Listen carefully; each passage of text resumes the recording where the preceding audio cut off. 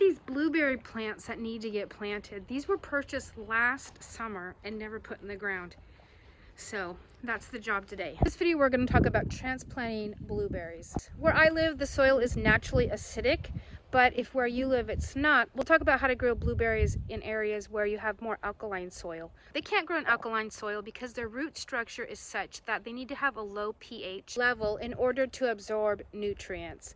So it's really important that the soil they have be in a range of 4 to 5.5. I don't test our soil. I already know that blueberries grow super well here. I'm gonna plant one of the blueberries right in this bed. It's raised up.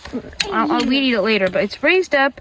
Its roots can not be sopping wet around here. Probably have room for one, and maybe once I weed, I'll have room for one more over here. We're gonna work on a hole while I finish weeding. So it looks like we could put another one in here as well. Children's set that I bought one for each of my granddaughters. It's been really great. It's got the metal and the wooden handles. I'll link it down below in the description if you need to get a set. They're pretty sturdy. I want it as deep as the bucket, so we have to get it deeper because we want to have the base of the plant even with the soil. So we need to go down a couple more inches. That looks pretty good. I think we're about right. Oh, you just splashed me. I think that's about where we need to, we might need to go down a little bit more. I do want it wider on the sides too, so that the roots can come and expand easily, because this is pretty hard. Okay. I might have got a little too deep now. That's okay. I'll put a little bit of compost in the bottom. I just put a handful or two of compost that's been amended with some organic fertilizer down the bottom. The blueberry will grow and overshadow these little guys, so they will need to be moved. Push on this to loosen up the sides. I'm going to turn this upside down and pull it out. So I want to support it with my hands around the base. Came out really easy. Okay, it's not root bound, so that's nice. Otherwise we'd see roots all the way around the edges. I'm going to put it in the hole. Oops, so it's a little low. Okay, that looks pretty close to ground level. So I'm just going to fill around the edges with compost now. Okay, and I'm just going to push it down in the edges so that, make sure I have enough all the way around. Uncover the little strawberries. Okay, it's all done. Looks good.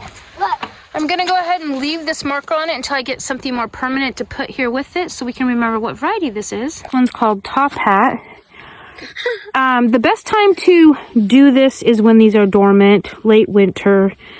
And so it's probably gonna have transplant shock, which means it's gonna lose leaves. These are probably blossoms gonna start.